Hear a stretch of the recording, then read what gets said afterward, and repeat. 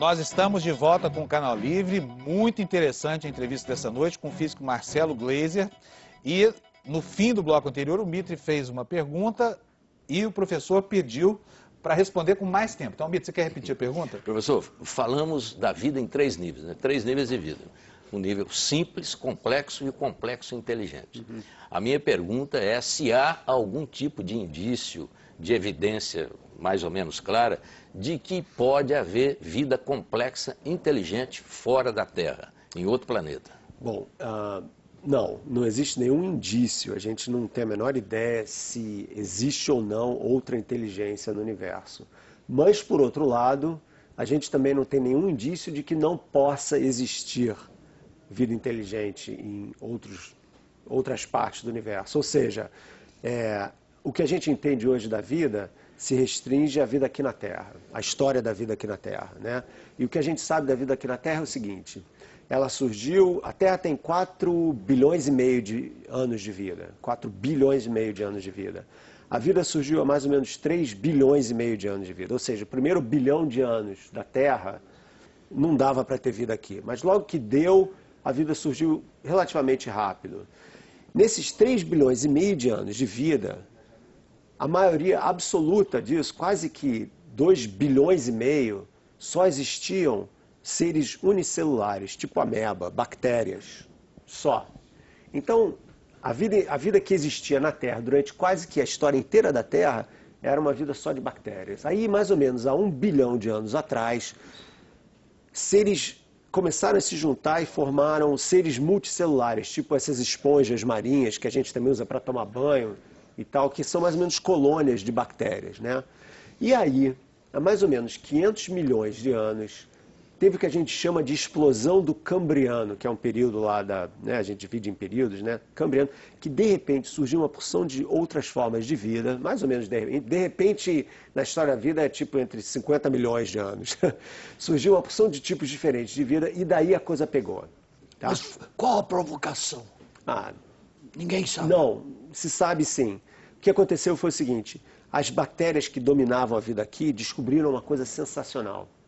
Elas descobriram o que a gente chama de fotossíntese, que é a maneira como as plantas respiram, que é elas usam a energia do sol para poder gerar todas as reações químicas que elas precisam, transformando gás carbônico em oxigênio, certo? Então e essas bactérias descobriram a fotossíntese há mais ou menos 2 bilhões de anos atrás. Resultado, elas começaram a gerar uma quantidade enorme de oxigênio.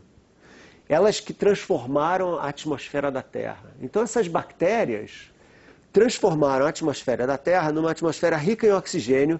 E o que é o oxigênio? É uma espécie de granola da bioquímica, entendeu? É o que dá energia para fazer metabolismos mais rápidos e mais complexos. Então, quando surgiu esse oxigênio todo, a vida pôde se complexificar porque existiam maneiras metabólicas para que isso acontecesse. Então, essas bactérias transformaram o nosso planeta e, como resultado, criaram as condições para que formassem a vida mais complexa. Então, 500 milhões de anos atrás, isso daí chegou num pico. A coisa foi embora. E aí, a vida se tornou fase 2, complexa, multicelular, mas não inteligente. Tá aí os dinossauros. Complexos, mas não inteligentes. 150 milhões de anos eles viveram aqui. E, pelo que a gente sabe, eram bastante burros, né? Não inventaram telescópio, rádio, nada disso, né? Eles sabiam comer e dormir, etc.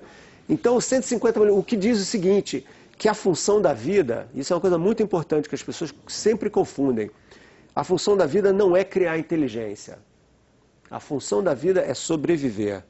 Ou seja, se uma forma de vida está bem adaptada ao seu ambiente, ela não muda muito. O senhor é adepto do Dawkins, também, da teoria da revisão do Darwin, né? Quer dizer, o Dawkins, né? Quer dizer, ele é o...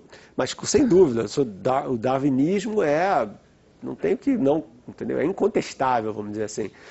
Mas isso mostra o quê?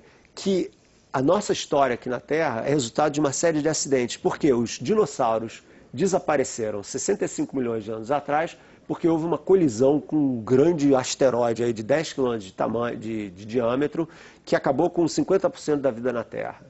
Se essa colisão não tivesse acontecido, Os mamíferos, que na época dos dinossauros eram completamente irrelevantes, não teriam evoluído a ponto de se tornarem complexos o suficiente para mutação para cá, mutação para lá. Os dinossauros deixaram o lugar para eles. Exatamente. Então aí veio a vida inteligente. Ou seja, por que eu estou contando essa história muito longa? Porque se a gente pensar agora em outros planetas, a probabilidade maior é que se existir vida, o que já não é muito fácil, ela vai ser uma vida simples. Pois é, mas aí eu faria uma outra pergunta. Tudo isso que o senhor descreveu são as condições específicas da Terra, isso. Planeta Terra. Falando de outro planeta, de outra galáxia, não sei, as condições seriam outras. Então, quer dizer, a vida complexa e inteligente num outro planeta poderia ser completamente diferente dessa aqui. A gente acha que sim por causa da ficção científica, mas na prática existem razões muito boas para a vida ser como é aqui. Por exemplo, baseada em carbono. Né? Todas as nossas moléculas têm carbono. Por que carbono? Porque o carbono é a mulher da vida da bioquímica, entendeu? Ela basicamente ele se combina com tudo, tem uma versatilidade enorme, ou seja, pode formar moléculas complicadas. A água, fundamental para que hajam essas reações químicas. Então, em outros planetas você precisa ter carbono e água. Professor, a gente separou aqui um trechinho para o programa dessa noite aqui, daquele documentário Como Funciona o Universo, que foi exibido pela Discovery aqui no Brasil. E a gente vai exibir agora, já para introduzir um outro assunto, nosso tempo está andando muito rápido, que é a unificação das teorias. O que une o minúsculo lado subatômico e o maiúsculo da gravitação universal? Vamos ver o documentário, então. Bilhões e bilhões de galáxias.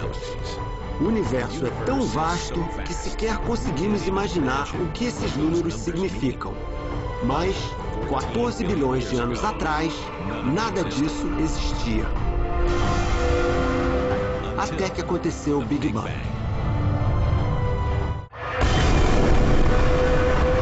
Entender como nada se transformou em algo tornou-se o maior mistério do nosso universo. Porém, se você entender isso, começa a entender o Big Bang, quando o tempo e o espaço começaram e uma grande explosão criou tudo.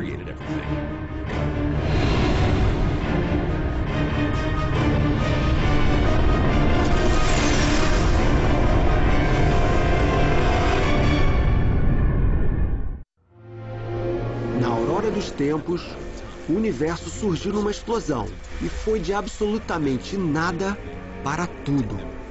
Mas esse tudo era na verdade um único ponto, infinitamente pequeno e incalculavelmente quente, uma partícula super densa, de energia pura. O Big Bang foi tão imenso que ele foi capaz de dar origem a toda a massa e toda a energia contida em todos os 400 bilhões de galáxias que vemos no universo, numa área menor em tamanho do que um único átomo. Todo o universo observável tinha 1/1000 de bilionésimo de centímetro de diâmetro. Tudo ali estava comprimido numa área incrivelmente quente e densa. Ele nem era matéria ainda, apenas um único ponto de energia contida. Foi o início do universo e de tudo que há nele. Tudo era simples. Todas as forças que conhecemos hoje eram uma só. O universo era amorfo, não tinha estrutura.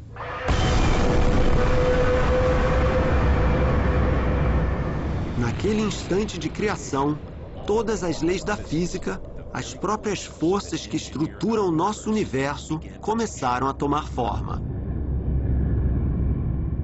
A primeira força a surgir foi a gravidade. O destino do universo, seu tamanho, sua estrutura e tudo que há nele foi decidido naquele momento. E hoje se pode ver sinais emitidos ao tempo dessa grande explosão há quase 15 bilhões de anos, né? Agora, professor, tem muita gente que pergunta assim, ó, como pode tudo surgir do nada? Como pode toda a matéria dispersa ao longo desse universo que a gente conhece caber num ponto que é infinitesimalmente menor do que um ponto final que a gente desenha numa página? Pois é. O problema é que esse nada a qual a gente se refere em cosmologia, que é a parte da física que estuda o universo, não é a ausência de tudo. Esse é que é o problema. Existe um problema de uso inadequado de palavras aqui que causa uma certa confusão. Quando a gente fala em nada, a gente quer dizer o nada, né? Com N maiúsculo, que não tem nada. Na verdade, o que a física pode dizer hoje sobre a origem do universo é que não existe nada. Tá? O nada, o espaço vazio, ele não existe. O espaço nunca pode ser completamente vazio. Isso daí porque... Então o vácuo não é nada. O vácuo não existe. Não existe. Não existe. E o éter existe. Ele é composto... De uma certa forma, o éter existe. O que acontece? O problema é um pouquinho enrolado e tem a ver com um princípio fundamental da física que estuda os átomos, chamado princípio da incerteza. Princípio da incerteza que é dificílimo de entender. A gente pode falar sobre isso no próximo bloco. Eu preciso fazer uma paradinha aqui e a gente volta para falar sobre o princípio da incerteza que eu pessoalmente não entendo. Vamos ver se o senhor consegue explicar. A gente volta já já.